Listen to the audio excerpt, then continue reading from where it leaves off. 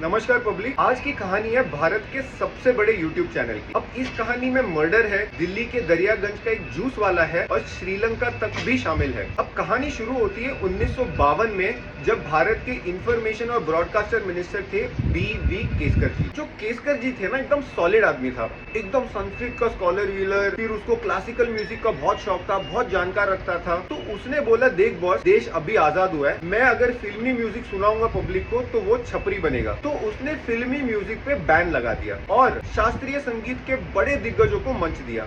इस बात का फायदा उठाया श्रीलंका के रेडियो सीलोन ने, जिसके शो बियांका गीतमाला द्वारा प्रेजेंटर अमीन सयानी ने फिल्मी म्यूजिक को देश भर में लोकप्रिय कर दिया और फिल्मी म्यूजिक की डिमांड बढ़ा दी। तो इंडिया की जितनी जुगाड़ू पब्लिक थे, उन्होंने एक आइडिया लगाया। वो अमीन सयानी के शो से खाली टेपों में गाना रिकॉर्ड करने लगे और पब्लिक को पायरेट करके बेचने लगे, ताकि पब्लिक ऑन डिमांड गाना कभी भी सुन पाए। अब मार्केट में खाली टेपों की डिमांड बढ़ गई, तो दिल्ली के दरियागंज इलाके में एक जूस वाला था जिसका नाम था गुलशन कुमार। उसने अब एक खाली टेपों का बिजनेस शुरू कर दिया और उसका नाम रखा टी सीरीज, जिसमें टी माने टेप। जब गुलशन कुमार जी को पता चला कि उनके खाली टेपों का इस्तेमाल किस लिए हो रहा है, तो उन्होंने अपने स्टार्टअप को पिवट किया एक म्यूजिक कंपनी के तरफ। अब फिल्मी म्यूजिक लीगल और सस्ते तरीके से मार्केट में बिकने लगा, जिसमें पान वाले से लेकर नाई वाला भी टी सीरीज के टेप खरीदकर अपने दुकानों में चलाने लगा।